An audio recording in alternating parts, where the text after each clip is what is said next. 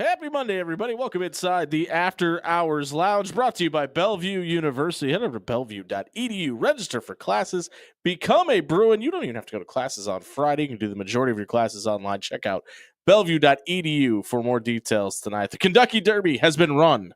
Did we watch? Did we care? I evaluated the whole thing. I'm excited to break it down at 6:15. Canelo Alvarez has officially called out Terrence Bud Crawford. He's from Omaha, if you didn't know. We'll talk about that at 6:30. We'll buy or sell on whatever is in the demented mind of Dan Campanen at the top of the hour. Dan and John. Tulsi Gabbard. Dan and John's Hockey Corner returns at 7:15. The NHL is in the full swing of the playoffs. And we are on to the second round. We'll talk about all of the exciting matchups there. And then at 7:30, Greg McDermott and Alan Huss spoke again today. A couple of very interesting quotes came from both the head coach and the head coach in waiting at Creighton. We'll discuss that. We'll discuss with you at 402-951-1620. You can follow the show at After Hours 1620 as well. Before we get there, what the hell is going on with the head coaches in the Big Ten right now? Sherrone Moore in Michigan will suspend the head coach for 2 games during the 25 season in the advanced scouting case that came about last year. It has to be back-to-back games, and it sounds like Michigan is going to suspend their head coach for games 3 and 4. Why is that relevant to us here around these parts, John Schreiner, you're asking me? Game 4 is in Lincoln against Nebraska. Pete Thamel and Dan Wetzel of ESPN reported today. Kind of surprising they didn't go with the first 2 games, but it makes sense when you look at who game number 2 is. Sherrone Moore played at Oklahoma. The game 2 is Michigan at Oklahoma, so he will coach, for the first game against New Mexico, and then against Oklahoma in game 2. Sit out against Central Michigan, which is an in-state school you probably have to recruit against, but it's Michigan versus Central Michigan. Whatever, and then the Nebraska game. That's the Connor Stallions Memorial game. Correct. Yeah, there's got to be a trophy, right, up for this. Yeah, it's my mic's cutting out a bunch over here. I don't know what's going on. Something's happening. But yeah, I think you fixed it. Good job. The trophy for that game is it's just Connor Stallions' head. It's a bust of Connor Stallions with sunglasses on and and a little sheet over his mouth. And the logo on the hat is like a C and an M. What's the name of the coach of the year trophy? This is bad radio. The Pop Warner Trophy. The Saban Trophy? Yeah, it should be. It's Paul Bear Bryant Award. Duh. It should be the Paul Bryant, the Bear Bryant Award, where it's him on a knee with his hat, but it's Connor Stallions. Yeah. With shades on. That's what I want to see. Are you surprised that this essentially kind of makes it look like Michigan values a non-conference Oklahoma game over a conference game in Nebraska? It is a little weird how they've chosen to enforce this suspension. But I guess, do they have to be consecutive games? Cold Coke, Dan, don't worry about it. Do they have to be games in a row? I don't know. So it does. It has to be 2 consecutive games. They have to be back-to-back. So This is and there's kind of no way to get around the Oklahoma game if you're going in the first 4 games of the season. Yeah, and it's either he's coaching the Oklahoma game or he's missing 1 or 2 Big Ten games. So this is the only way you could get that game with your head coach. It's a little surprising to me that they're essentially, and maybe it's a Sherrone Moore call, and he was like, "Hey, listen, I think we could win all 4 of them. I want to be at the Oklahoma game because it's my alma mater." But yeah, it's also putting that importance before a Big Ten opponent, which is very surprising to me. For me, I think it's more about the quality of the opponent as perceived by the outside world, right? Ooh. Does the outside world think a Brent Venables Oklahoma-led team is more important of a game than a Matt Rule-led Nebraska game? Well, okay. Let's just break it down. That's an interesting debate. You're a neutral third party. Yeah. Which would you rather play? New Mexico and Oklahoma or Central Michigan and Nebraska? I think it's pretty easily Central Michigan and Nebraska. You think so? Yeah, I do. Yeah, I mean, New Mexico was a feasible. Yeah. I think Nebraska is going to be way better than Oklahoma this year, though. I think Brent Venables is fired. I don't disagree with that sentiment. I think that he was given a stay of execution for last year because it was their first year in the SEC.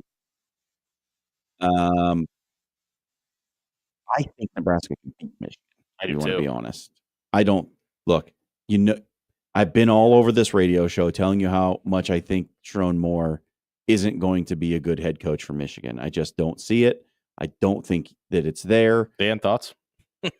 Dan loves Sharon Moore. I think he's going to be a fine head coach, but it's mostly just due to the fact that Michigan is such a powerhouse and a beast no matter what. And they can pull in Yeah. recruits at such a high level, like no matter when and where. I don't Rich think Rodriguez and Brady Hoke would like a word. I was alive for that, John. You beat me to it. I was a secret Michigan fan during that point in time. Now I'm a not so secret Michigan fan. The other Big Ten head coach head scratcher is what is Wisconsin?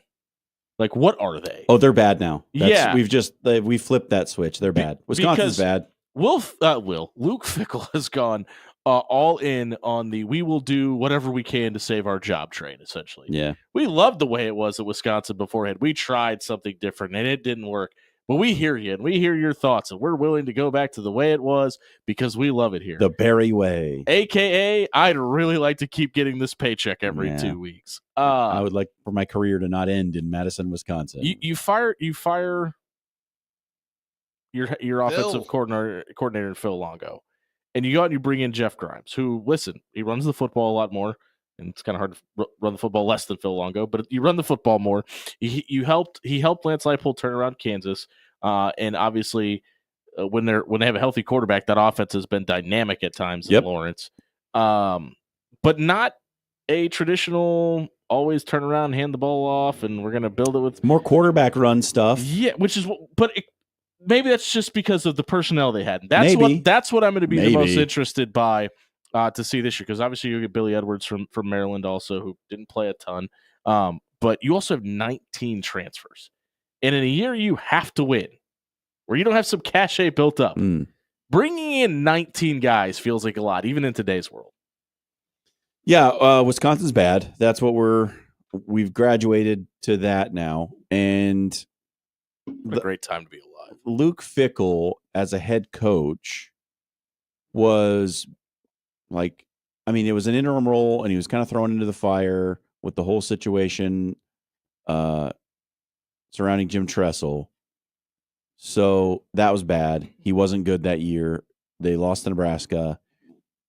Then he was the head coach at Cincinnati, which played in the AAC and got a backdoor entry into the college football playoff and got a lot. They were good, though. They were good. Look, they were a good team, right? But this sometimes happens to those non-Power 5 schools. It happened with Scott Frost at UCF. Yep. They play a bunch of teams that they have a higher caliber of talent than. They get a whole lot of confidence, and then they beat teams that are actually better than them because they're so dialed in. Like, you can say that about UCF. I think you can say that about Cincinnati. I think that's fair. In that year as well. Here's the one. Like, I think we're all pretty much in agreement in this room. Dan, I guess you could jump in and stop me if you disagree. But if it doesn't go well this year, Fickell's probably out, right? I think so. I think you would have to kick him out, right? I think so. And I don't see a way. And obviously it matters. It matters how he loses, what it looks like. Nobody wants to hear that. All they want to hear is if he goes 5-7, he's done.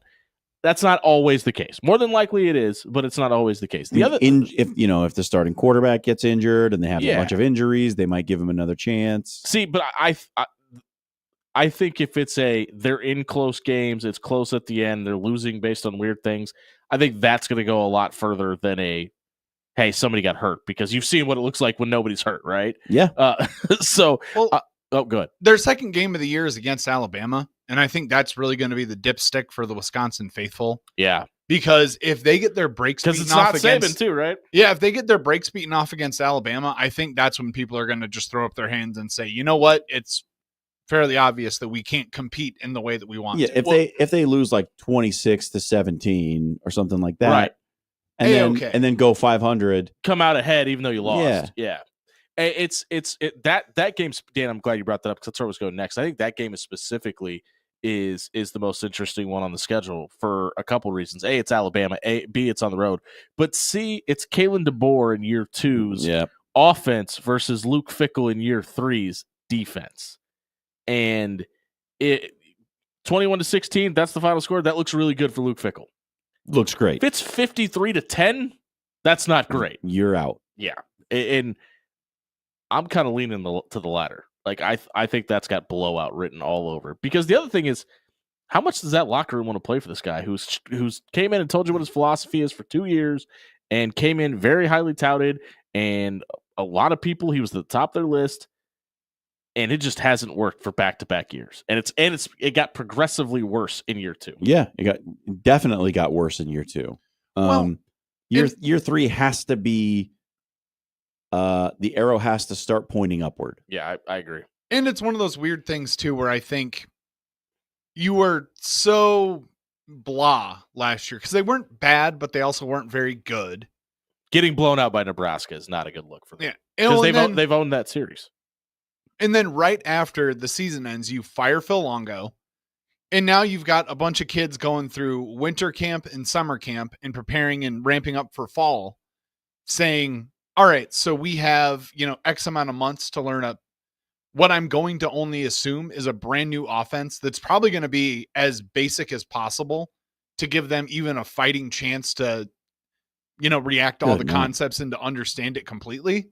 October looks brutal. Oh, it's death row. Have you looked at their full schedule? Yeah. Oh, yeah. Yeah, so not only do they go to Alabama, that's going to feel like a Swedish massage by the time they get to October. At Michigan, versus Iowa, versus Ohio State, and at Oregon to close out the month. They probably lose all 4 of those. And if they do, what are those next 4? Now, on paper, those next 4 should be somewhat winnable games. Washington still in a rebuild. Indiana in year 2 of Kurt Cignetti with a complete overhaul at quarterback. Illinois and at Minnesota. I think Minnesota's going to be low-key pretty good this season. I think PJ and Fleck Illinois is probably gets definitely going to be the extension. tougher team, which is weird to say against Wisconsin. But I think this is why so many people are worried about Luke Fickell this year, because when you look at last year, they played Penn State close, 28-13, and the Nittany Lions pulled away at the end of that game, and they came out and they completely laid an egg against Iowa and got beat 42-10. They played Oregon down to the wire, 16-13, and then Phil Longo got fired. And then they came out and got absolutely boat raced by Nebraska, 44-25, and then we're not even in the game against Minnesota, 24-7.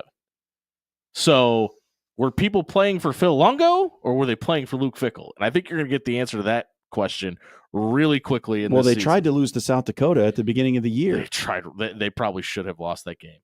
I think that, listen, I think there's a realistic world where Middle Tennessee State walks in on September 6th into Camp Randall and could leave with a win. And if they do, Luke Fickell might not be on that plane to Alabama the following week. Yeah, it's they have a hard schedule this year. It is not easy. Road games at Minnesota, at Indiana, at Oregon, at Michigan, at Alabama. Well, boo-hoo. And between that Alabama and that Michigan game, if they go down to Tuscaloosa and get their tail tucked between their legs, they got to play Maryland at home the following week before a Michigan team where they're getting their head coach back too. So it's kind of trap game city there. If Wisconsin starts this season 1-4, all bets are off. They might not win another game. They might finish 1-11. Yeah, and I can say that's when we get into the fun classic question that we always ask every single mid-season. Is it worth it to fire your coach now, or do you wait until the end? Yeah. Oh. Well, if Wisconsin finishes 1-11, Luke Fickell will not finish 1-11. I would guarantee it. If Wisconsin starts 1-1, Luke Fickell will finish 1-1 on the season. I don't know. He will be fired. I don't know if it's that quick. No, if you lose at home to Middle Tennessee State, that locker room will quit. And then you're asking that same group of guys to follow that same person into battle to Tuscaloosa, Alabama the following Saturday. You would have to. You would have to fire him. I think that's too quick a trigger. I don't think they do it. Not a current Big Ten coach, but a former Big Ten coach doubled down on something today. You may remember this name. Scott Frost was talking with ESPN. He said some things. And he keeps reiterating this. And people lose their mind about how happy he was at Central Florida. Yeah, they were winning. Of course he was happy. They went 13-0. They won the Peach Bowl. They hung a national championship banner. Of course he was happy. And for anybody to say, I can't believe he had to be convinced to come back to Nebraska. And he said today, I kind of knew it wasn't for me. Do people forget the picture of Tom Osborne flying to Orlando to have this conversation? He also interviewed for the Florida job. And he said out loud, but I think it was what a lot of the people wanted me to do, and to some degree. I said this when he came here, especially at that introductory press conference.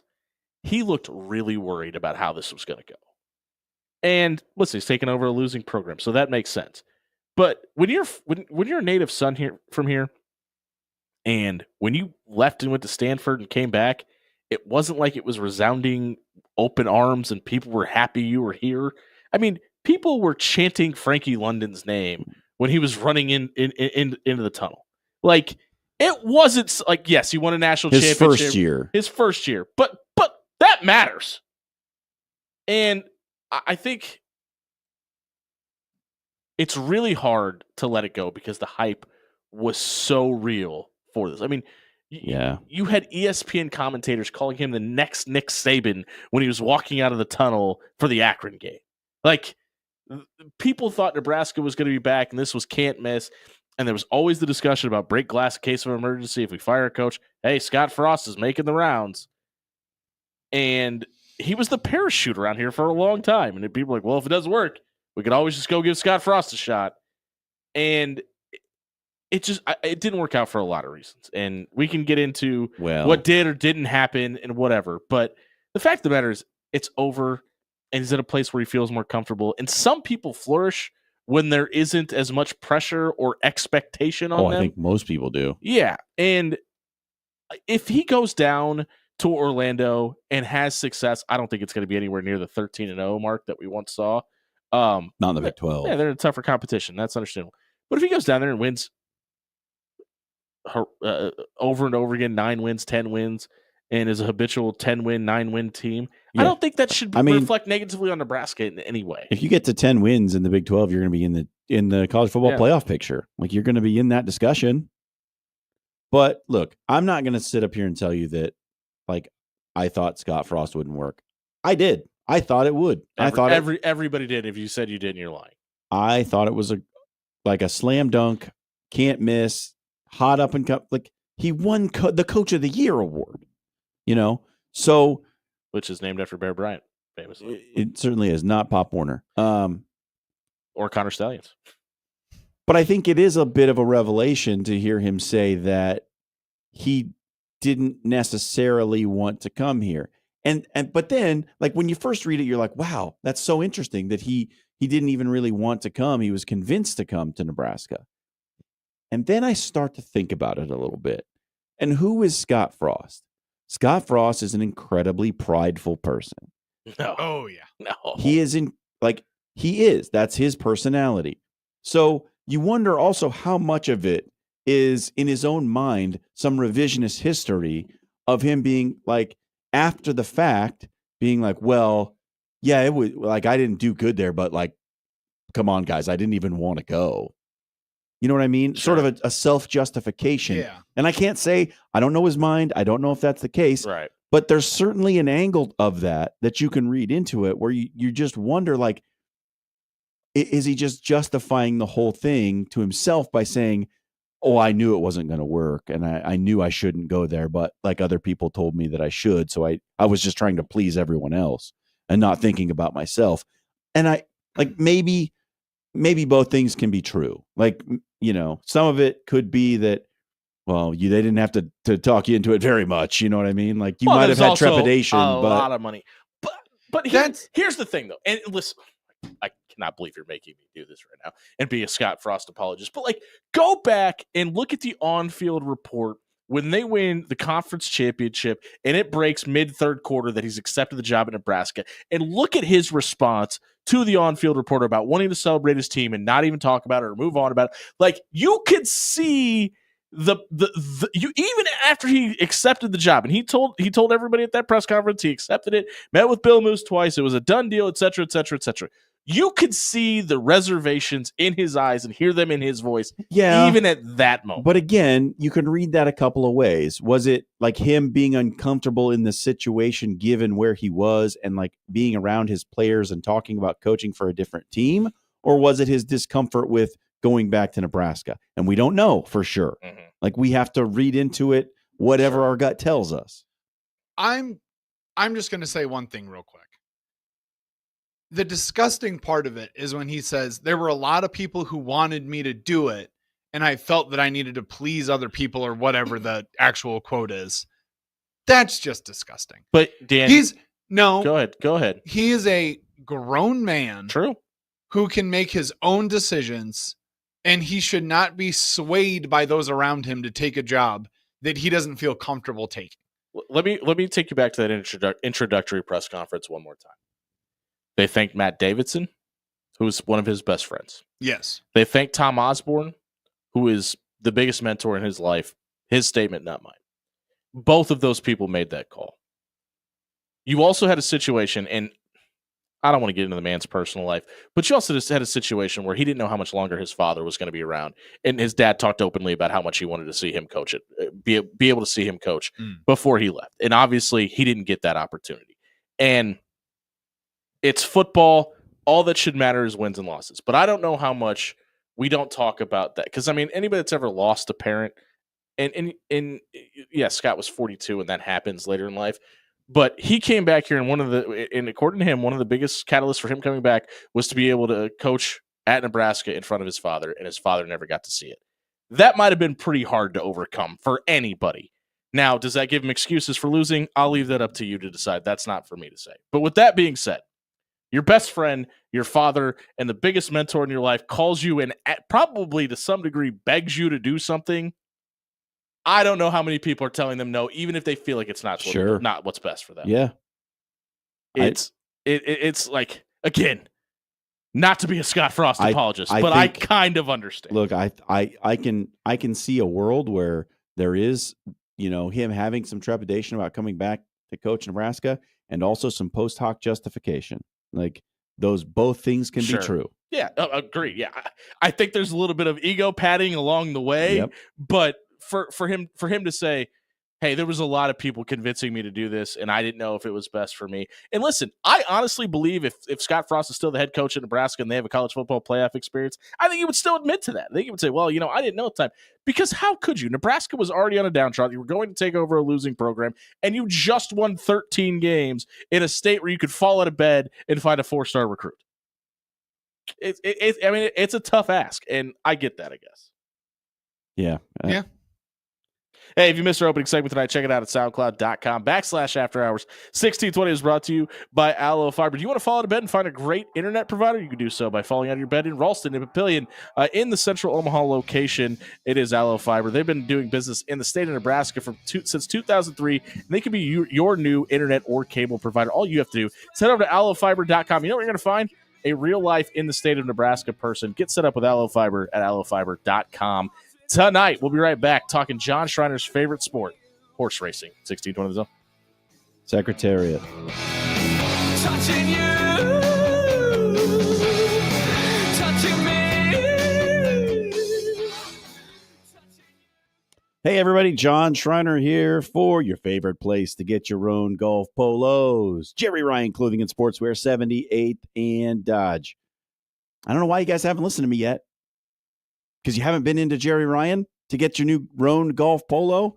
It's time, ladies and gents, to get into 78th and Dodge and check out that new line of beautiful, gorgeous, silky Roan golf polos. You enticed yet? I know that you are. You need to get in there and feel the comfort that the Roan golf polo can provide for you, whether you are in the office or on the golf course. Your friends, your neighbors, your buddies are all going to be jealous when you step to the first tee looking like $1 million. 78th and Dodge is the place. Jerry Ryan is the name. They've been dressing Omaha for over 50 years.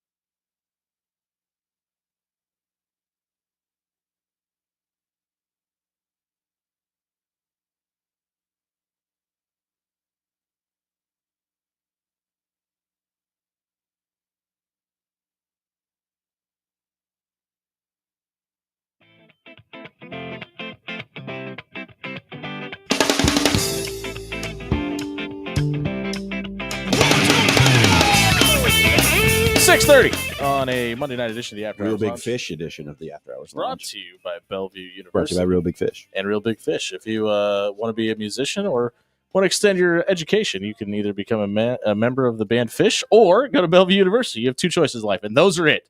There is nothing else you could ever That's all you accomplish. can do. There are like 14 members of Fish, so you probably could get in there. Head over to You can do it.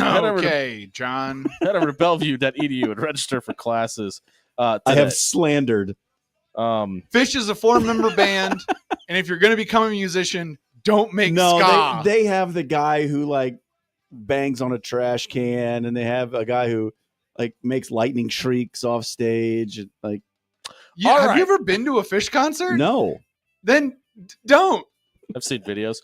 Don't slam my damn bands. You know what did happen this weekend? The Kentucky Derby happened, and Ponies. the 151st running of the Kentucky Derby saw every single participant be a descendant of the great Secretariat, which you just Mhm. mentioned at the end of last did. segment. They're here, by the way. Okay.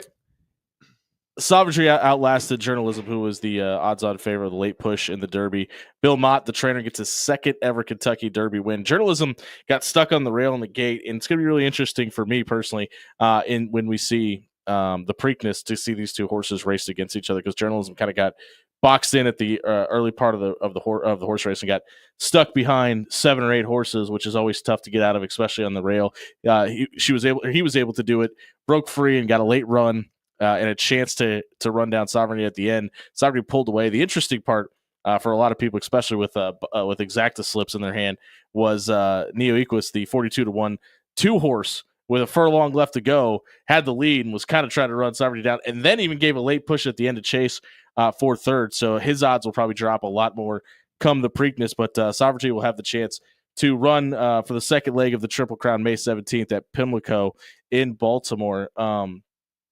In a day and age where everything seems to be advancing in progression, the Kentucky Derby has just always kind of been somewhat the same. And horse racing as a sport hasn't really done much evolving, if at all, to some degree. well, I think there are like they use the high tech scans to gauge the health of the horses. That's where I was going with this. Yeah, go ahead. Sorry. Yeah, but I think it has changed quite a lot with nutrition and the different training methods and all the scans that they use. I think it's a much more technologically advanced sport than it had been. Right, but you have to be paying attention to the sport to know that. And I think the average, I show up for 3 races a year, Yeah. horse better, probably has no idea those things are going on.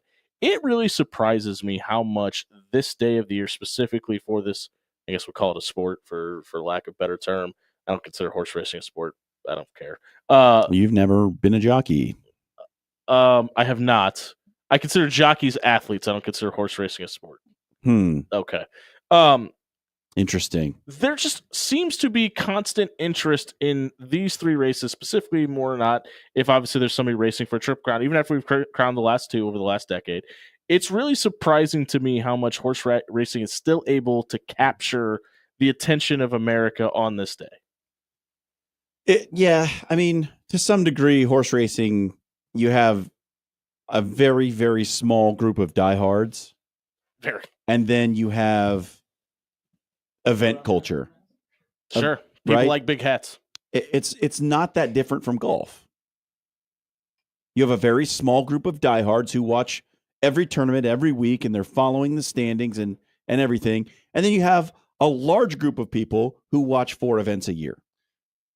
Minus the fact that in golf, not everyone is the descendant of Jack Nicklaus. Well, yet. Not yet, yeah. When cloning becomes legal, it's the Jack and Tiger show. Please give me your DNA, Jack. So I don't know if you know this about me, but I'm the descendant of Jack Nicklaus. You're part horse. Yeah. I am a descendant of Secretariat. Fair enough. That No. explains the luscious mane. So in 1986 and 87, I lived in a small town just outside of Louisville, Kentucky, because my I dad did was not know working this. on a racehorse farm. And that farm was owned by Columbus's own Jack Vanberg. Nice, okay. And in 1987, Jack Vanberg had a horse that you may remember his name, Alishiba, who won the first 2 races of the Triple Crown I remember this. and then lost the last one. So yeah, I was immersed in my young life in horse racing culture because my dad was working at a thoroughbred farm. And it's been a part of my family forever. So it's something that, like, in the periphery, my entire family pays attention to just because we've been around it so much. So it's like, I understand the inner workings of horse racing a little more than probably the average person, but I've also been exposed to like the culture of it as well. Like the everything that surrounds it, the event and the pageantry and the betting Yeah. and all that stuff.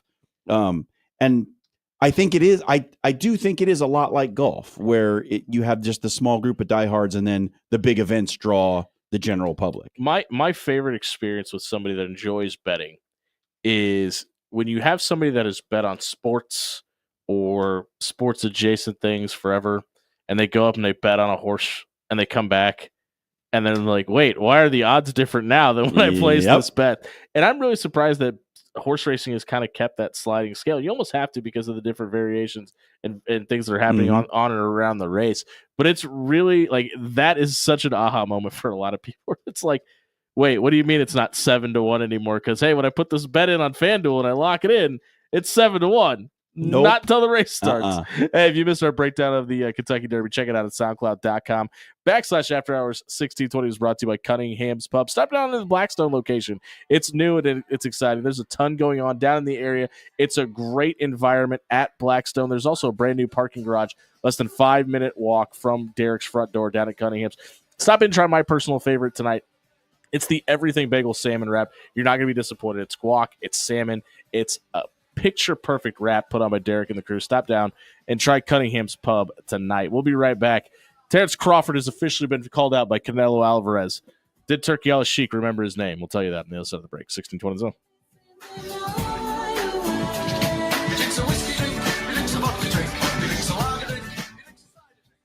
Hey, everybody, it's John Schreiner here for Bob at Williams Law. Have you run afoul of the law? Has someone you know run afoul of the law?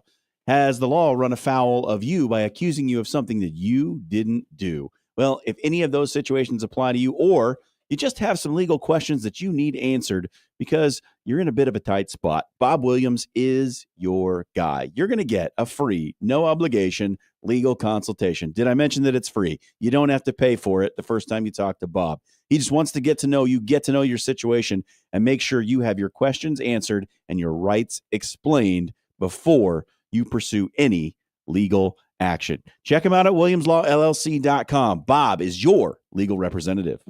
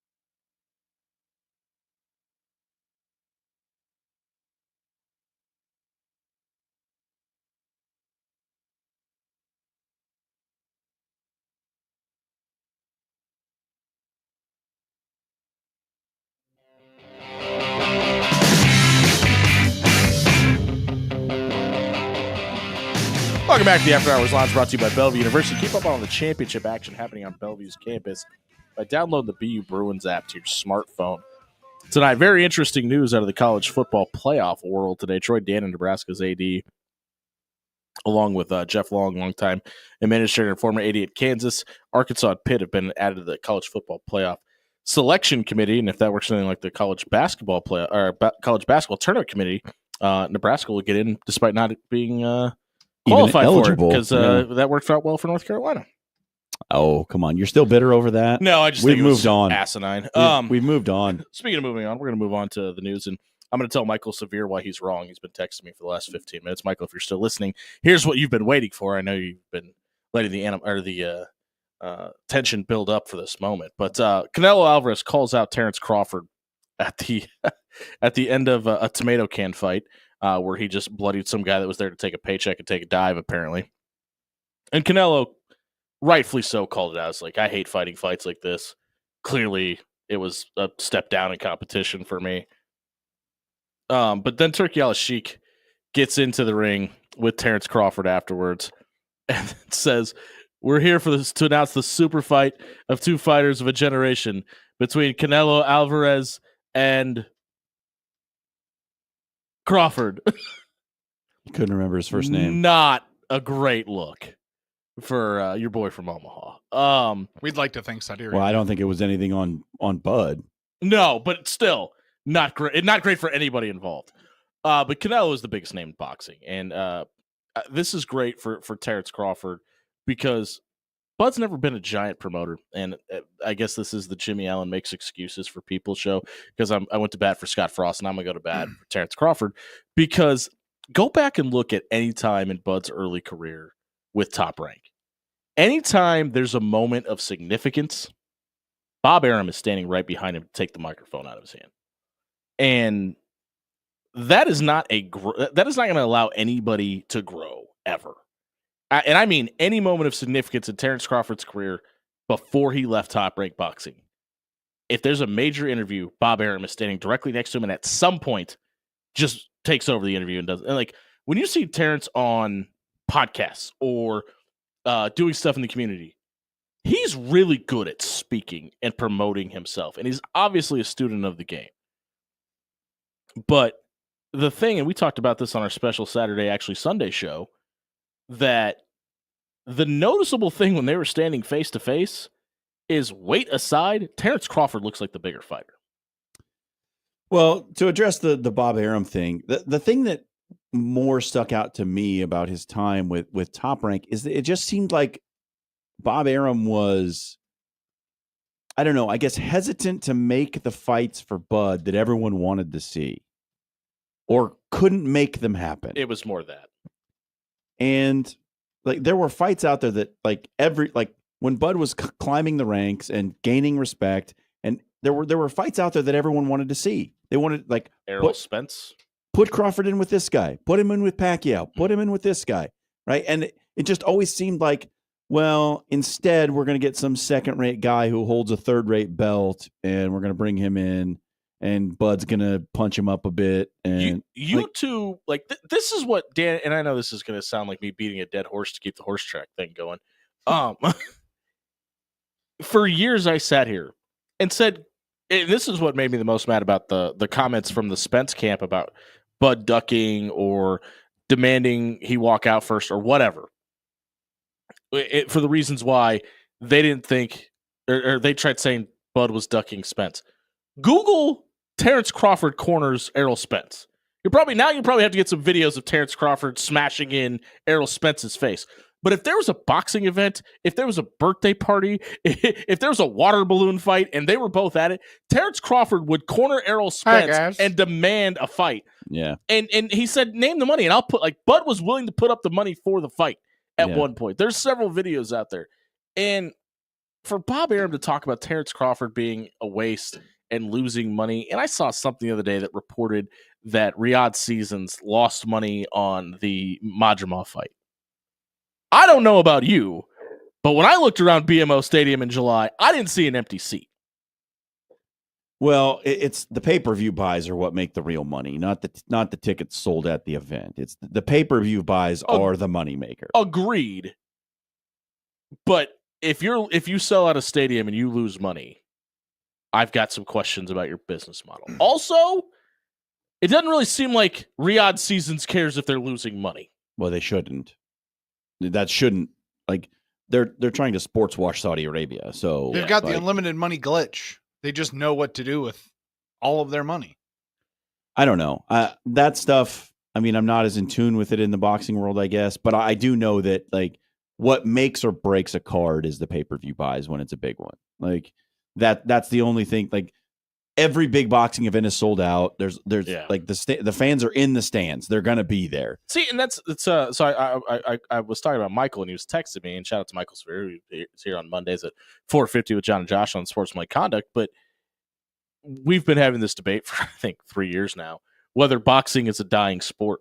And I've been saying that you're going to see this surgence in the sport because of young stars like Tank Davis, like Teofimo Lopez, like Devin Haney, Ryan Garcia, who just got the brakes beat off of him. But yeah, but there are names in the sport where you say their name and you don't have to Google them. People know who they are because boxing has done a really good job of promoting their stars. It's different though. Because if you walk up to the average person on the street and say the name Teofimo Lopez, there's a significant portion of people who are not going to know who that is, even if they're sports fans. But you can say that about football players too. The NFL isn't dying. Okay. Think about 1988. If you walked up to the average person on the street and said the name Mike Tyson, 99% of them know who that is. If I gave you whoever the middleweight champion of 1998 was, do you think people would have known?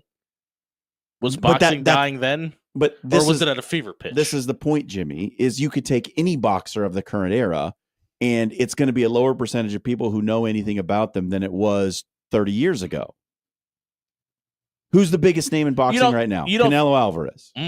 Is it, or is it Tyson Fury / Deontay Wilder? Maybe. Like, who? Pick one. But you think if somebody went up to somebody on the street and said, "Do you know who Tyson Fury is?" You don't think more than 80% of people would know who it is? I don't. I really don't. So this is going to sound like a weird take to have, but usually is from that side of the desk. It is. But I think it has something to do with, I mean, the popularity of boxing is always going to be somewhere in there. It's one of those sports that it just has like a respect factor to it. And you have to just respect what these men and women both are putting themselves through. But there's a weird way that we're promoting boxing now at all levels, that like Terrence Crawford isn't going on Fallon. Terrence Crawford isn't going on Kimmel. He's not going on like the late night shows. That was a big thing during the Muhammad Ali, Mike Tyson era of boxing, where it was like George Foreman, Muhammad Ali, and Mike Tyson. They would all be on the late night shows. Dan? Yeah, because I got to because it's not. I think the late night shows dying. I think late night shows are in worse situations than boxing are. I think it's a different sport nowadays. I think the fan base is more. What's the word I'm looking for? I think it's a more concentrated fan base. Boxing doesn't have as wide a reach. There are the same rabid fans that there were. It just doesn't have as broad a reach as it did in the heyday of the 70s and 80s. And the way that was kind of the thing that everyone watched.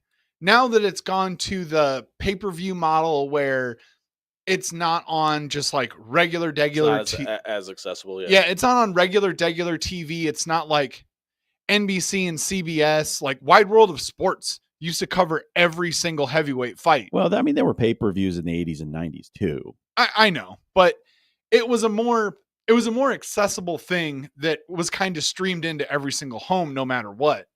And you really couldn't ignore it whatsoever. Like it was the event of the year that you had to like watch this Mike Tyson fight or this Muhammad Ali fight. And to defend it real quick, Jimmy Kimmel doing fine. Jimmy Fallon killed his show due to the fact that he's trying to always chase after the clickbait rating. So he has to have every single guest come in and play a funny game. I know Rory McIlroy's a good golfer. I don't want to see him chip golf balls into a washing machine. He did that when he was 8. I wouldn't say that boxing's dying. I would also not say that it's growing. Agent Joe chimes in on Twitter. You can always join the night shift at After Hours 1620 or comment on the YouTube page. Agent Joe wants to know, can more people name boxers or professional wrestlers today? Ooh. It's like personally boxers because I don't watch wrestling. See, man, I kind of want to do this to see which I can name more of because I watch both. It would probably be professional wrestlers, like active wrestlers, probably. Yeah, I could probably get more active wrestlers. Dan, the masses for the masses.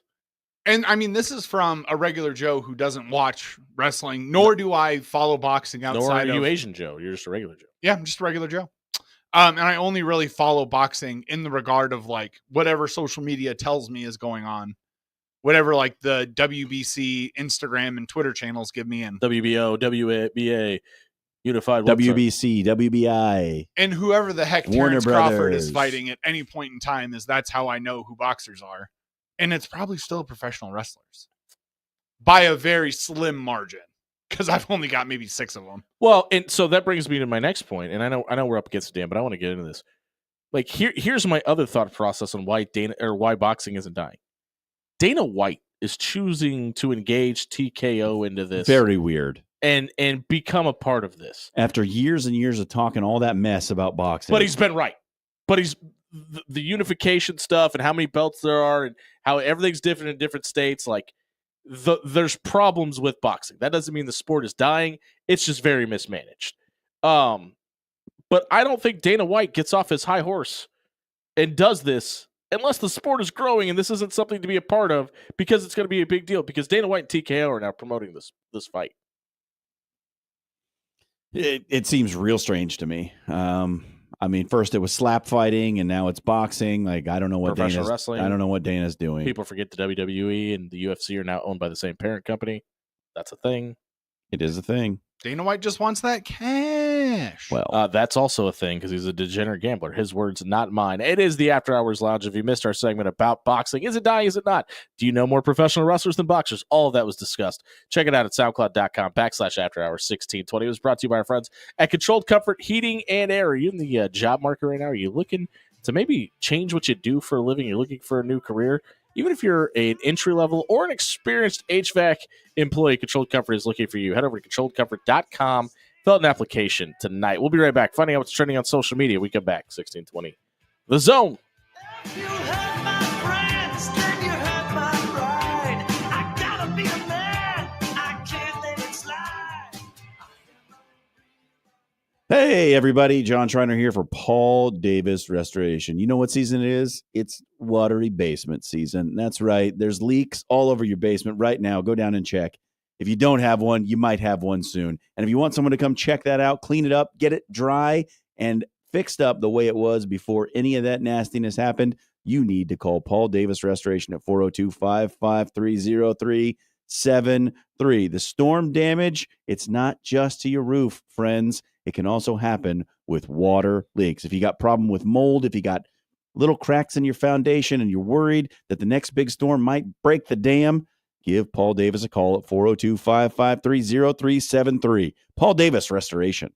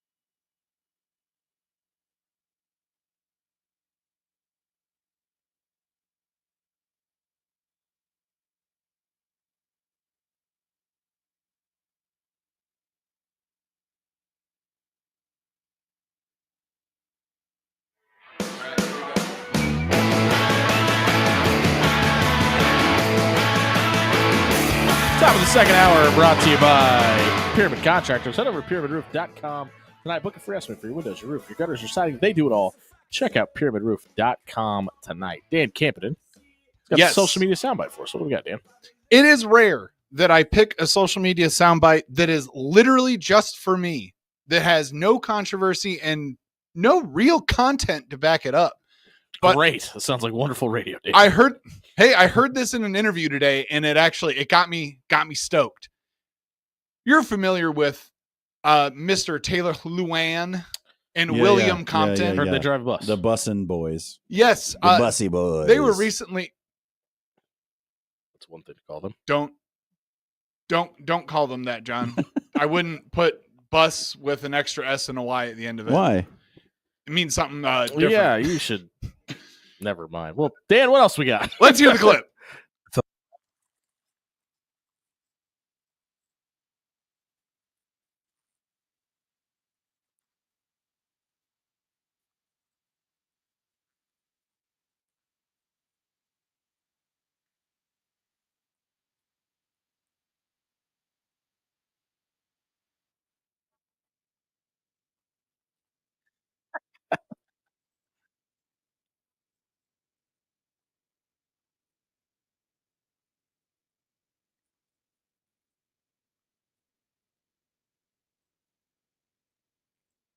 There it is.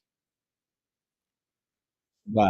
Combining three of Dan's favorite things: Matt LaFleur, Nebraska, and Northern Michigan. Dan, I think you How grew, did this happen? Dan, I think you grew like 3 inches during that segment. And then you mentioned, let's go, baby. Also, fun fact, that is where Matt LaFleur started his coaching career, and his buddy, Robert Saleh, that is where he graduated from. Go All right. Cats, go Cats, go Cats, go. All right, what do we have for the? We'll move on to buy or sell. What do we got for buy or sell? Yes, we will move on to buy or sell. Last night, we got to experience two of the greatest words in the NBA. Game 7. The Warriors came through in the final game of their series with the Rockets, and they will now face the Minnesota Timberwolves, the Warriors, famously, who have Jimmy Butler. Buy or sell, we will see sparks fly between these two teams. It's Jimmy Butler and Steph Curry on the same team. We get to see more of it.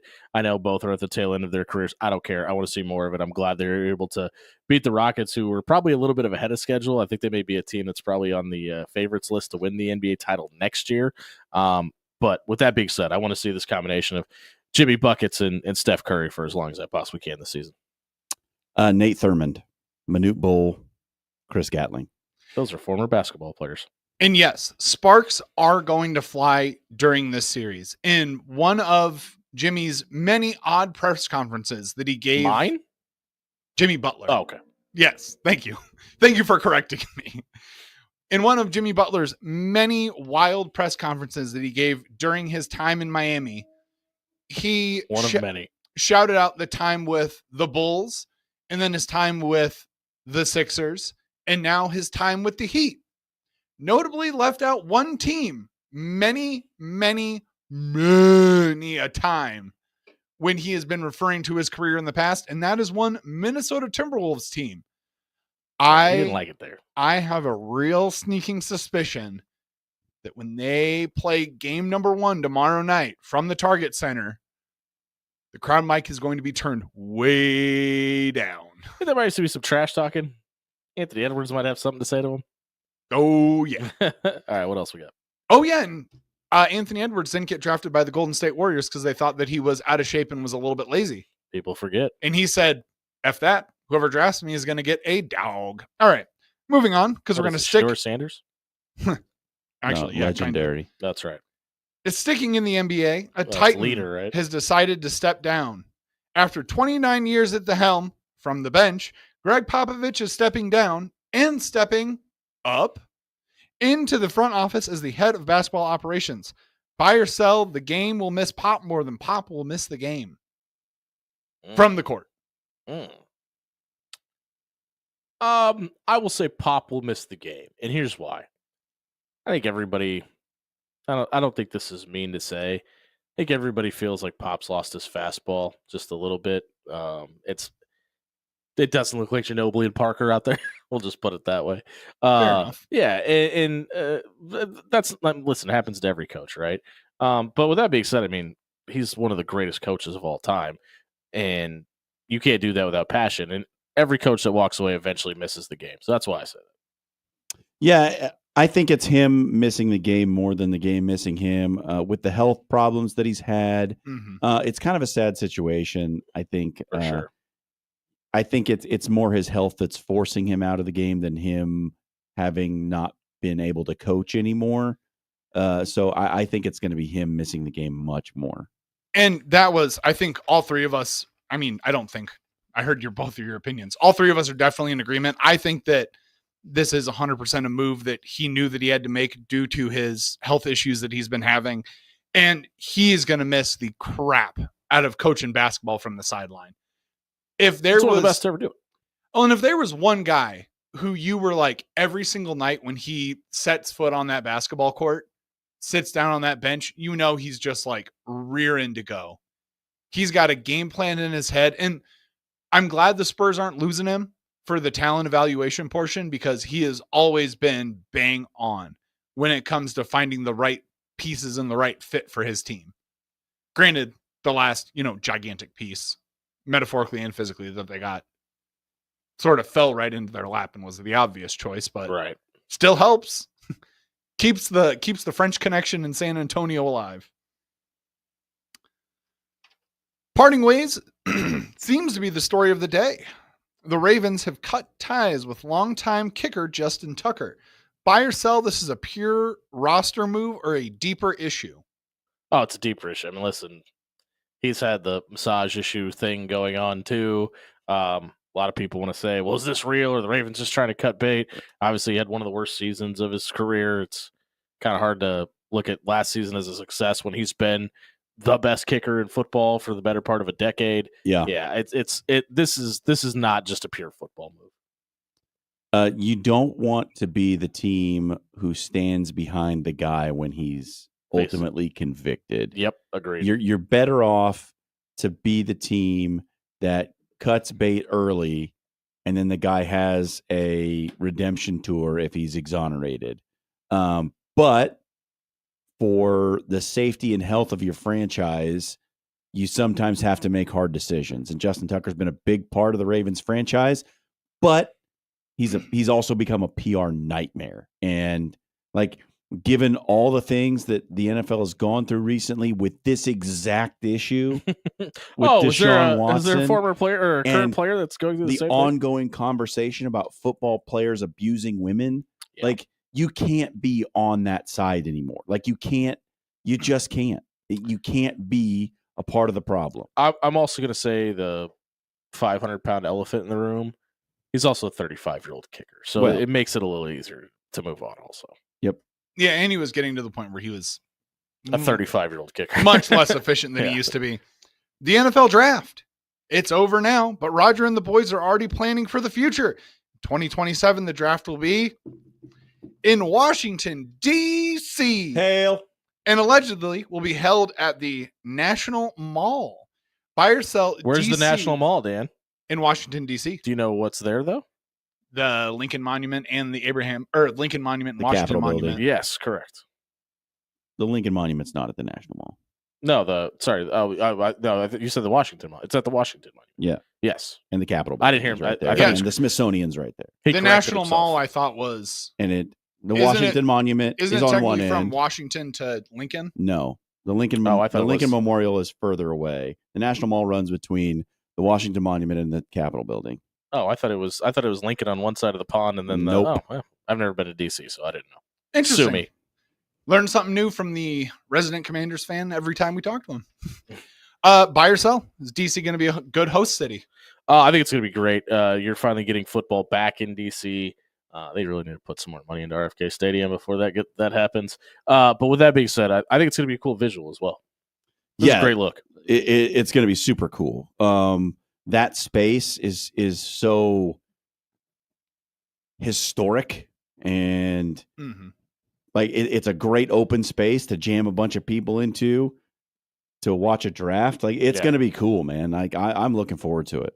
Yeah, what I'm really looking forward to, because I do think DC is a great place to do this, because you've got all the national museums, all the national monuments. You've got all kind of the pomp and circumstance that DC kind of comes along with, the TV hits They're that gonna be they can great. do in the week leading up to the draft are going to be great. Yeah, save Especially that with those- B-roll footage forever. Those top draft picks, oh, I can just imagine like Arch Manning in like the Air and Space Museum, like tossing a football next to like the Saturn 1 rocket or, the Right. Saturn 5. Be great. And finally, we must, and I cannot emphasize this enough, we must give a big yeehaw to our Yeehaw. close personal friend, Scotty Scheffler. He closed out the CJ Cup Byron Nelson while chasing and tying the PGA Tour record 253 72 hole score. Buy or sell, the hometown tournament win is what it will take to jumpstart Scotty's 2025 season.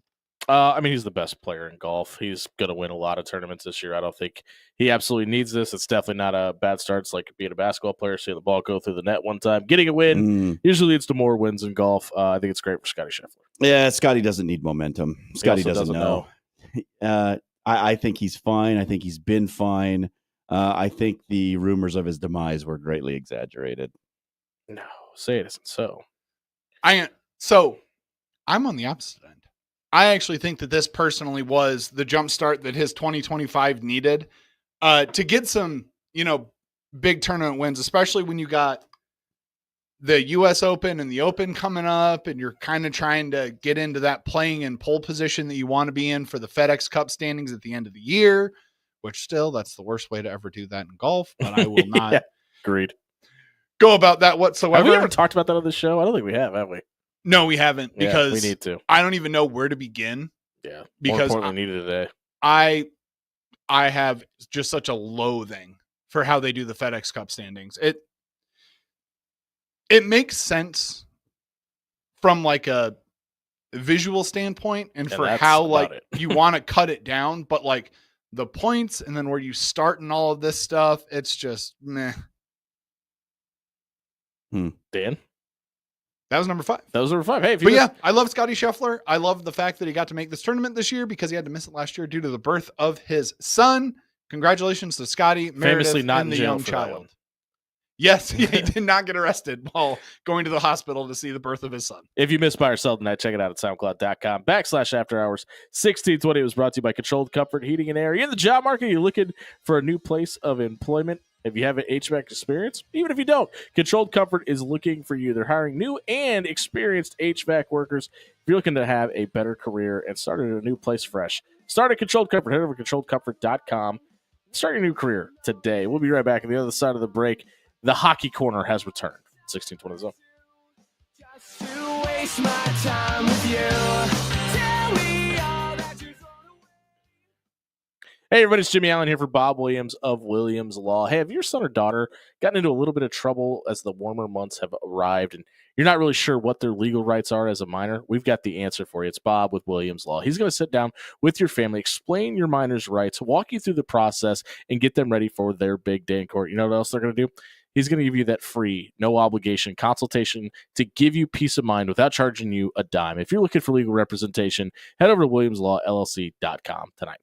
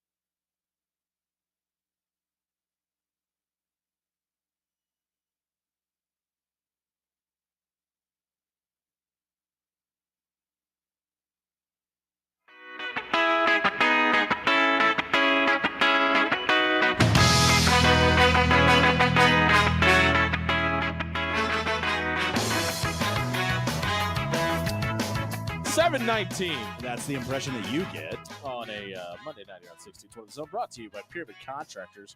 You don't become number one in Omaha for over a decade by accident. Head over to pyramidroof.com. Book a free estimate for your windows, roof, your gutters, your siding. They do it all. Check out pyramidroof.com tonight. Whoa. What? Is this that because the hockey corner is back?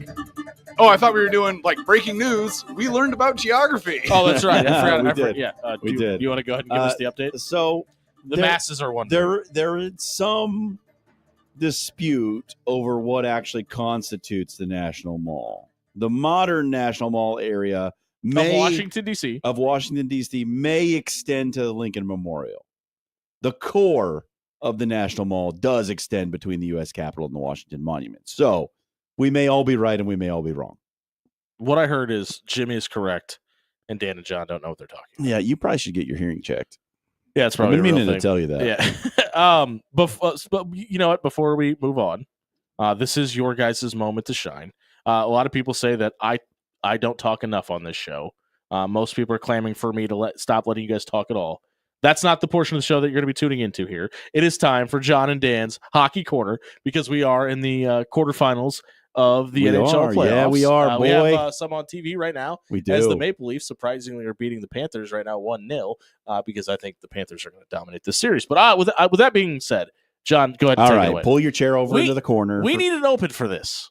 to talk hockey with Dan and John. I've been working on something. Yeah, we had 2 Game 7s over the weekend, and boy, were they ever Game 7s. Yes, they were. Oh, that Dallas-Colorado game where Dallas is trailing by 2 with like 16 minutes left in the game Should have been over. and scores 4 third-period goals, one of them an empty Mhm. netter, to take Game 7.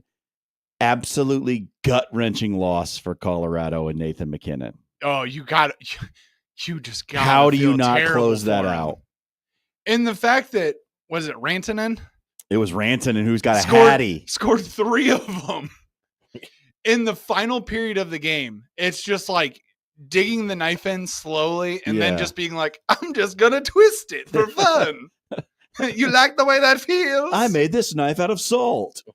And then peed on it to make it worse. Yeah. It in both of those series, you mentioned the Stars Avalanche, but also a double overtime game for For Winnipeg, St. Louis. Winnipeg and St. Louis. That yeah. game last night. Which, by the way, my. the Jets had no business winning that game, and I can't. Well, St. believe Louis that. had no business losing that fair, game. fair enough. Fair enough.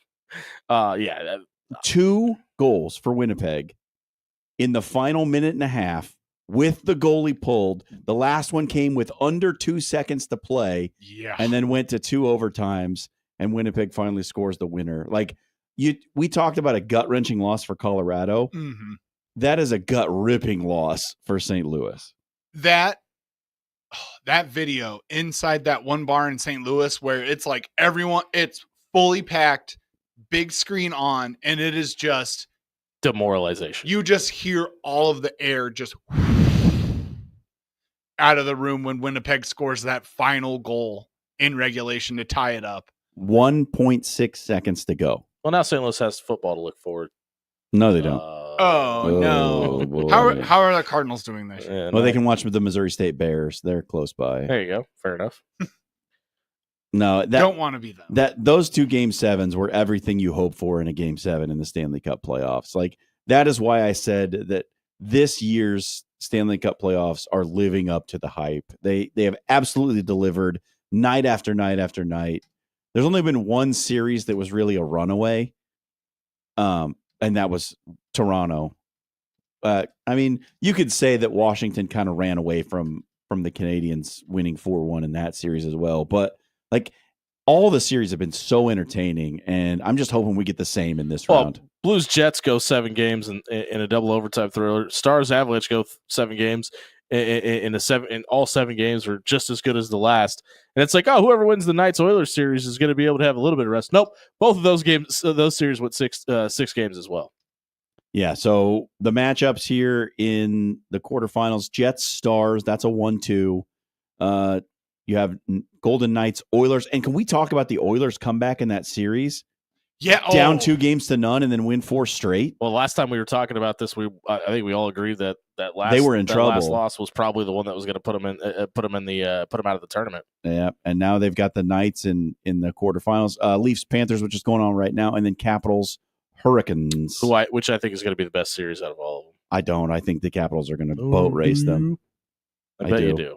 I think, like I've told you, I think the scariest team for the Caps on the way to the Stanley Cup final is the Panthers. Yeah, and listen, I think this is where we traditionally see the Maple Leafs fumble, and I think they do it here.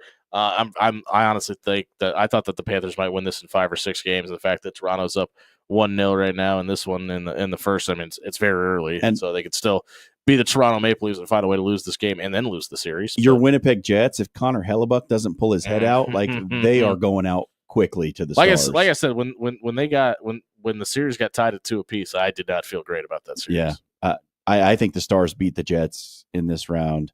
Oilers Golden Knights is interesting because I don't know who wins that series. I have no read. A lot of defense played. Get some goals. Yeah. It might be a race to 2 to win each game. Yeah, it's going to be who's ready to score more. Yep. And guys, stop knocking the Maple Leafs right now. They've scored in under a minute into this game. They put in their first goal, and Tavares just had a beautiful open shot on net. The biggest thing for them is not letting Florida goad them into every single fight that they possibly can. Death taxes, the Maple Leafs get in a fight that caused them a series in the playoffs. Well, it's going to happen. The Panthers are they're just a hard-nosed team, and they're very difficult to play against, especially across a 7-game set. Yeah. You know who's going to be a really hard team to play against this year? The Creighton Blue Jays. Their current head coach and their head coach in waiting both spoke to the media today, gave us some good sound bites to go when we come back. If you missed John and Dan's Hockey Corner, check it out at soundcloud.com/afterhours1620. It was brought to you by Jerry Ryan Clothing and Sportswear. You don't want to drop your stick and get in a fight. You want to be the best dressed Blue Jay or Husker, whatever event you're looking at. Maybe you're trying to get a discount on some Jays gear right now before the season starts. They've got 50% off on a ton of Jays gears right now. They've also got the best options when we're talking about hitting the links. Buy some Roan pants to go with your Roan polo. Different characters on it. A little bird with a golf club for your birdies you're going to nail this spring. Check out Jerry Ryan Clothing and Sportswear. They've been dressing Omaha for over 50 years. We'll be right back talking Jays basketball here at 1620 Zone.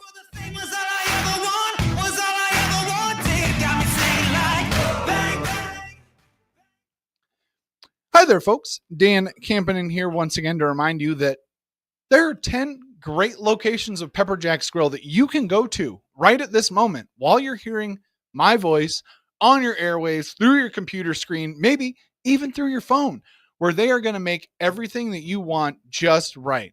Get over there tonight, try some of their new sides, and of course, if you want to be just like me, you got to get a steak gunner Philly with all the vegetables and some of that jalapeno juice to make it extra spicy just for you.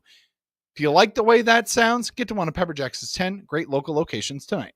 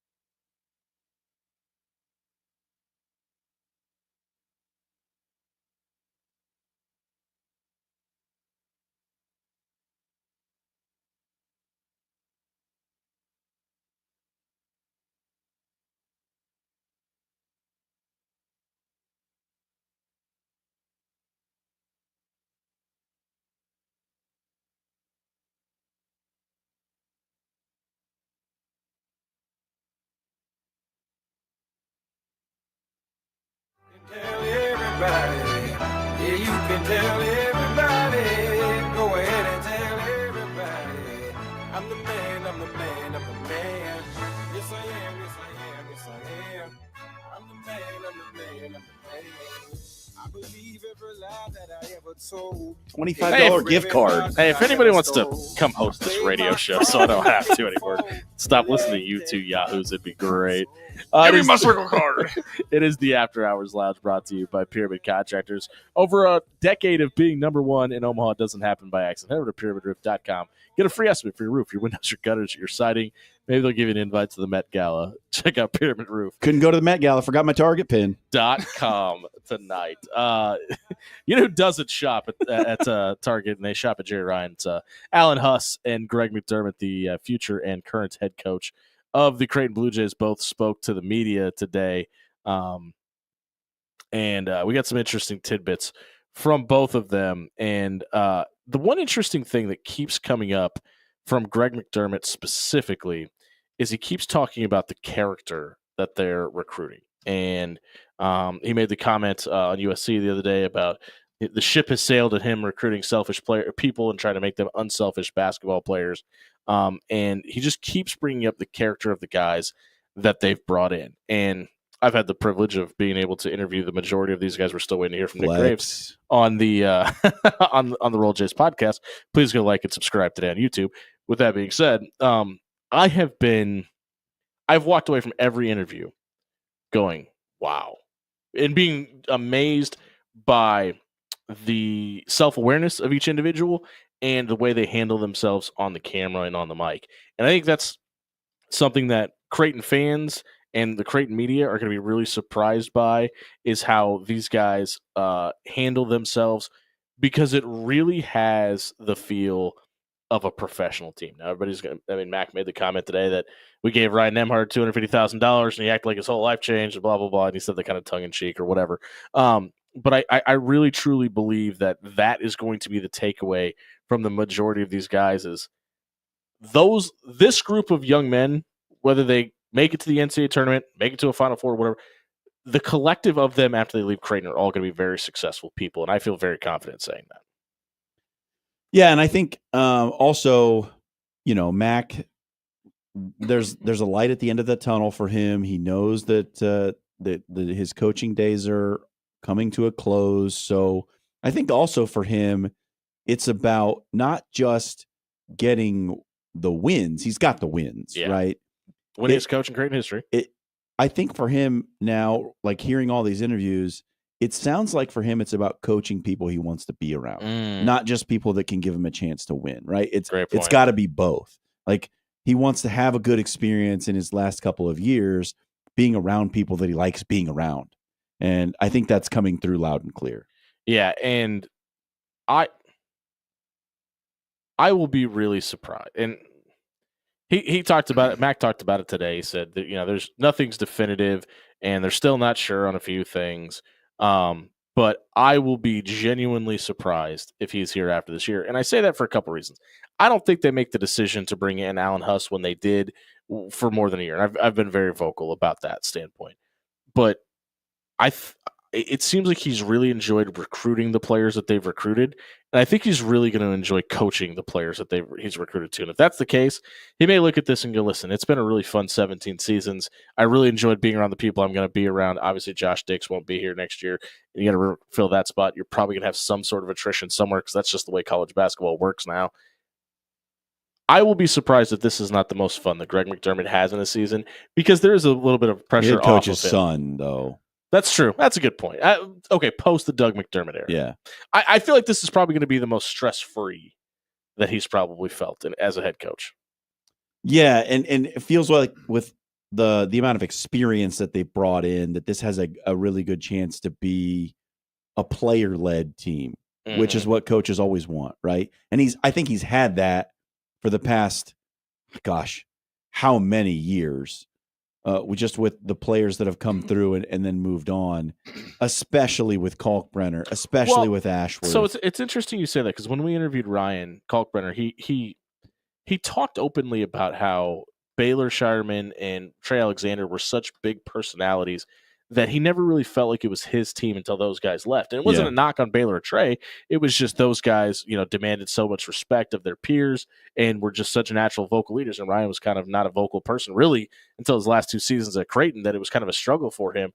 And I thought that was really interesting. And there's so much discussion about the camaraderie of this team and how much everybody feels like a family in that locker room. That always hasn't been the case. And it seems to be based around Jackson McAndrew and Ty Davis. That's incredible for 2 guys that are going to be true sophomores next year. Yeah, and look, so coming into the season when the roster was still uncertain, it did not look like you were going to have that ability to have a player-led team. Yep. Right? Like there just wasn't enough experience on the floor for that to be the case. But now with all the experience that you have brought in, you've got 2 guys who already have a relationship in the 2 Iowa transfers. Like you've totally flipped the script on that. Like this could absolutely be a team that is driven from within instead of without. Yeah, I firmly believe that they're going to be a top 8 team next season. I really do. Preseason. I think that's the case.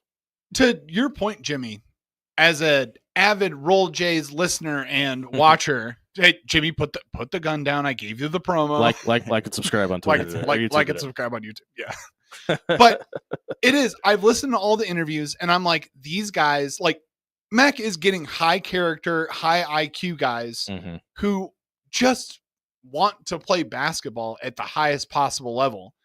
And to Mac's, I don't know, credit. To his credit, he's setting Alan Huss up next season with a roster that if 70%, 60% maintained, there is a level of success buried in there that he will be able to bring out. Dan, the new thing is we have to say next season or the season after. I think we legally have to say that now. Next season or the season after or the season after that. Yeah. Who knows? Greg McDermott, so open-ended, cool. We got the answer to a question a lot of people, myself included, have been waiting for, and he talked about Mitch Ballock being back next year. A lot of people were wondering what was going to happen with Mitch being at the end of his GA stint. He was out of his 2 years of eligibility of doing that. Looks like they're going to bring him on full-time. Matt kind of slid that in there. I was kind of surprised none of the local media kind of brought up a follow-up to that, but it sounds like Mitch Ballock will be around in Omaha for a long, long time. Assistant video coordinator, anyone? No, listen, if Mitch Ballock is on your bench, he's going to be involved in calling plays to some degree. And don't you dare take Lucas Fargas's job away from him. The video coordinator is often a basketball coach. Yeah, for sure. Yeah, which that's exactly what Lucas Fargas wants. It's the person who cuts up the clips for film study. It's the person who's the former person who's the third person on the Roll Jays podcast, by the way, Casey Matthews. Like and subscribe. Yeah, like and subscribe. Often it's like a first job for someone who's trying to get into coaching. For sure. They become the video coordinator somewhere. And then he talked about why Alan Huss was the right guy. He brought this up with John and Josh, but he made the funniest / most accurate comment of the day. And he said, well, Alan Huss was so successful when he was here because of his ability to be forthcoming in the thought process of NIL and what that looks like. And he goes, because nowadays all you do is recruit your roster and then find a way to pay them. And everybody kind of gave a chuckle, but it's very true. Like that's very much kind of where we are. These are the guys we want. How much money do we need? And how do we get it? Which is, I think a lot of people would say, why would he say that out loud? It's probably because it's very true. Like, it's honest. Yeah, listen, there's a reason they're asking for this money. They feel like they can get it, but if you promise a guy a certain amount of money and you're projected to make so much revenue through your collective, you think it's there. Is it? We'll see. And that's kind of like for a coach to say that out loud. I thought that was very bold of Mac to do. It's just, that's just an honest assessment of where the state of college athletics lies right now, right? Like, these are the guys you want. Okay, you better raise the money to get them. That's what it takes. And that we've seen it in football. We're seeing it in basketball. It's just, that's how it is. Do you have the money to get the guys you want? And, it's not unlike a salary cap situation in the NFL. It's like, yeah, there's a free agent out there who could really help us, but we don't have the cap space. And while there is no cap space in college sports, there is a de facto cap for every team. Like, how much money do you have to spend?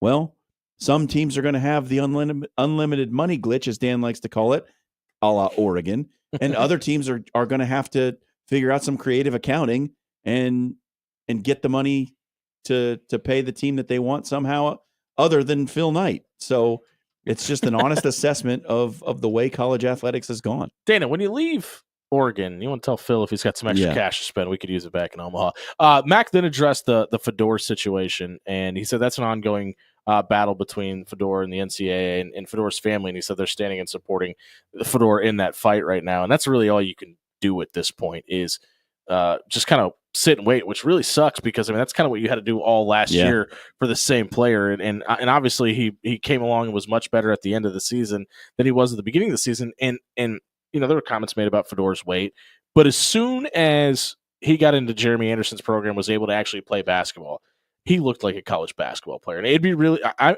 think he would be the most, maybe Jackson McAndrew, but then Fedor Zugic number 2, to see how much different they look and develop in year 2 in a Creighton system. I think the question for Fedor is, how much energy do you want to put into this fight?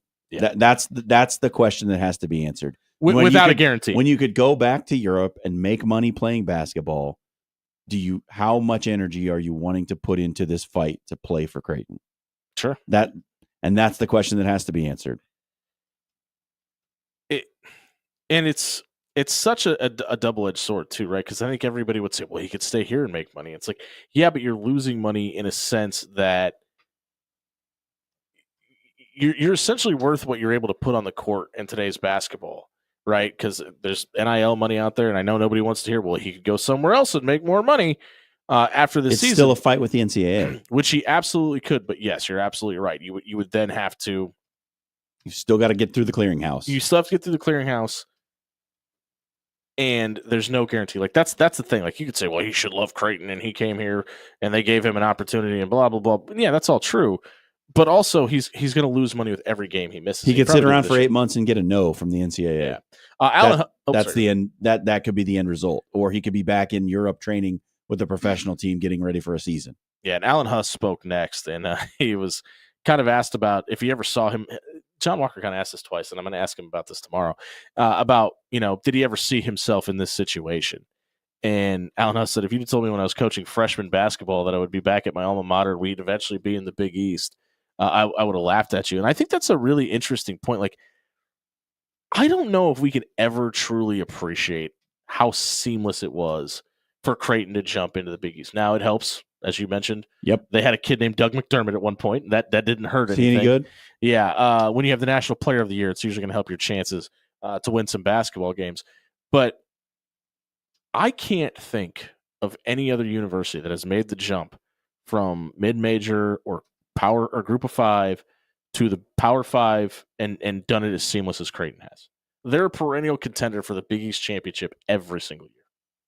Yeah, it's pretty remarkable, really. I'm just trying to think of another team that you might even be able to put in that category with them. I can't think of one. Yeah, it's hard. I mean, maybe you could talk about maybe Utah, maybe. Yeah, Utah possibly, but even they haven't had all that much success. Right. They never won a conference title in the Pac-12, did they? No. But Creighton's never won a tournament championship. They won a regular season championship. Yeah. So yeah, and they're in rare company if they're not alone. Yeah, and it was kind of Alan Huss was kind of asked about the pressure and what it's been like, kind of experiencing being the head coach, and he said, my wife told me I was funny for the first time in 2 years the other day. So obviously Mrs. Huss kind of seeing some of the benefits of her husband having less pressure job as of now. I mean, obviously that's going to ramp up mightily here in the next couple of years, maybe if not months. But really good to see Alan. And listen, he's one of the funnier coaches that you've ever seen. If you haven't had a chance to cover him or see him, people at Creighton are really going to enjoy having him back. And he mentioned the head coaching job at Creighton and just working there. He said at Creighton there are more positives than challenges. And I thought that was really interesting. And that seems to be an Omaha, a Nebraska thing. And obviously, I get the chance to talk to business owners a lot in Omaha. And that's something that I've just been constantly hearing repeated is how much of less pressure there is in Omaha and the support. And it feels really unique to our town. Yeah, it's look, it's a great place to be. Like it's rated one of the top places to raise a family year in, year out for a reason. Not by accident. Right? And specifically to the Creighton Athletic Department, when you have an athletic department that's that stable, that has so little turnover, Mm-hmm. that coaches stay when they could go other places, when they have job offers from other schools, when coaches are interviewing at other schools and turning them down with bigger budgets and more resources and facilities and all of that. That's not just because. That's not just because they don't want to leave. And Mac talked about Darren DeVries today and why he would have been a great fit to take this job as well. And he kind of chuckled when he said, well, D-Rock got the job at Indiana and that kind of ruled him out. Like almost braggadocious in a sense. Not very many people are able to turn down this situation. And Yep. I thought that was really intriguing.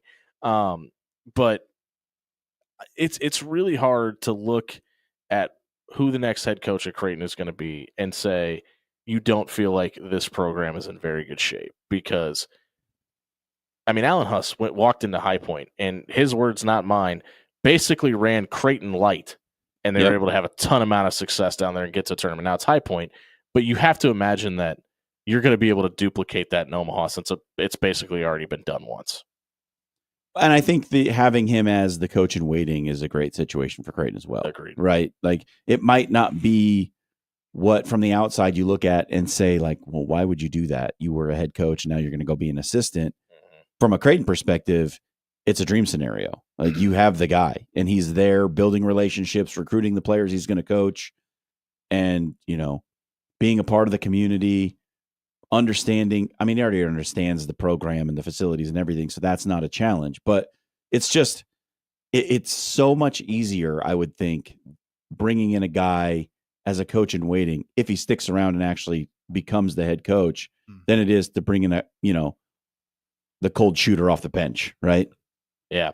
Dan Campion insisted that we get to our Papillion Sanitation trash takes of the night tonight. I got to make sure I don't get fired. So we will do that on the other side of the break. If you missed our segment of breakdown of what Alan Huss and Greg McDermott had to say today, check it out, soundcloud.com/afterhours1620. It was brought to you by AX Plumbing. Home or residential, they can do it all. They are your go-to spot for all your plumbing, water heater, gas piping, and backflow prevention issues. AX Plumbing is locally owned and operated, and they will leave your home or business cleaner than they found it. Head over to axpservice.com tonight and get an estimate and a discount if you're a current or former military member on your plumbing issues tonight. We'll be right back.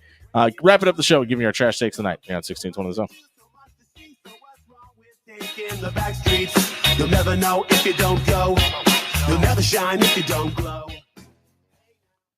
Hey, everybody. John Schreiner here for Cunningham's Pub and Grill. Hey, now you're an all-star. Get yourself some wings. Wednesday night, where are you going to be? Well, I'll tell you where you better be, in front of your Twitter machine, because you're going to see that gift pop up. You're going to want to retweet that baby and get yourself entered into the drawing for a $25 gift card to the Blackstone location of Cunningham's. What does that mean? Free wings, free beer, anything on the menu, $25. It could be yours. And all you got to do is press a button. How much easier do you want it? Cunningham's best wings in town. Blueberry sriracha, buff parm.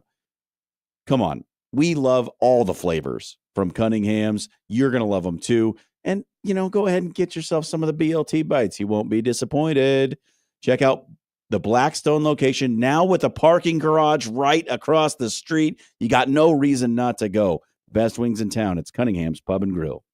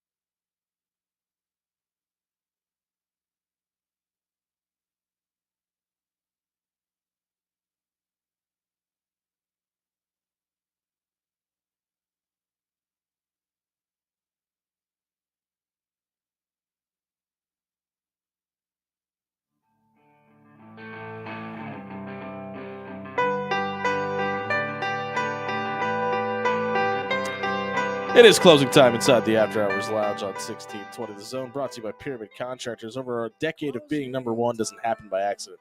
Head over to pyramidroof.com. Get a free estimate for your windows, your roof, your gutters, your siding. They do it all. Check out pyramidroof.com tonight. It is time for our Papillion Sanitation Trash Takes of the Night. Dan Campion, you've asked for the floor. He's been champing at the bit. I will give you the floor. I have been, because my trash take of the night is actually my polite thank you of the night. Ooh. And that is to the Omaha Police Department. Thank you very much for making me feel safe on a Sunday morning. Okay. Because it's easy. Easy like Sunday morning. I was burglarized this weekend. Were you? Yeah. Someone cut the screen on our window, snuck into our home, and stole my backpack that I luckily found down the street, because degenerates don't want my backpack. But they also thank you to the degenerates. They stole my wife's wallet and her cell phone directly off of the bedside table next to which we were sleeping. Oh my goodness. I did not wake up. I did not hear anything, and I cannot imagine what would have happened if I would have woken up. Dan, I don't know if this is something you want to be putting out there as public knowledge, but okay, go ahead. I don't know. It's fodder. Okay. We love the fodder, but the police came over. They took it very seriously. We now have measures in place so this does not happen again. If you're looking to sell a dog, Dan Campion is here to purchase. John Schreiner? Retired numbers in sports are dumb. I'm done with retired numbers now. There's been a big discussion about the number that Abdul Carter is going to wear. He wants to wear 56, which the Giants retired because which makes no sense because he never wore 56. Lawrence Taylor. He also wanted to wear 11, but Phil Simms is keeping that number retired as well. Why do former Giants hate Abdul Carter? Many are asking. Listen to me now. Just because one person wore a number doesn't mean that no one else should ever wear that number again. What are we talking about here? Like, we're going to run out of jersey numbers. This is, it's insane to me that, like, absolutely hang their number in the rafters, put their number on the Ring of Honor. But why are you telling people that they can't wear that number ever again? What are we talking about here? Like, are these guys who are in the Hall of Fame, do they have such fragile egos that they couldn't handle another player wearing the same number that they did? I'm sorry, but 31 other NFL teams probably have a guy wearing the number that you wore. It just seems Not so same jersey, though. It seems so absurd to me. I know. I hate it as well. And there seems to be this trend apparently everywhere other than New York City where former players or players that are on their way out that are getting their numbers retired are like clamoring to pass them on as well, which I think this is going to become a trend more than anything. My last one, I didn't mention about what Alan Huss said because I was saving this for my trash take. I think Creighton needs to pivot from drop coverage. We've seen them kind of funnel everything into the paint towards Ryan Kalkbrenner. Yes, Aleskis Dimitrovic is 7'1". He's going to be your backup center, if not your third guy. I would really like to see more hard hedges and see the defense ran more like when Christian Bishop was here running the 5 this season. I think Owen Freeman's actually more athletic than Christian Bishop was. With that being said, I think you're going to see a much different style of defense from Creighton next year, and I think they need that. If you missed any of the show tonight, check it out at soundcloud.com/afterhour1620. It was brought to you by Allo Business. Do you own a business? Are you struggling with your managed service provider? Are they not giving you solutions for your phone? Are they not giving you TV options? Allo Business is here to help. You know what else they're going to have when you call to set up your service or go over to allobusiness.com? They're going to have a real life person here in Nebraska giving you your options with customer service support. Check out allobusiness.com for more details tonight. For Dan Campion and John Schreiner, I've been Jimmy Allen. Happy Cinco de Mayo, everybody. Margarita.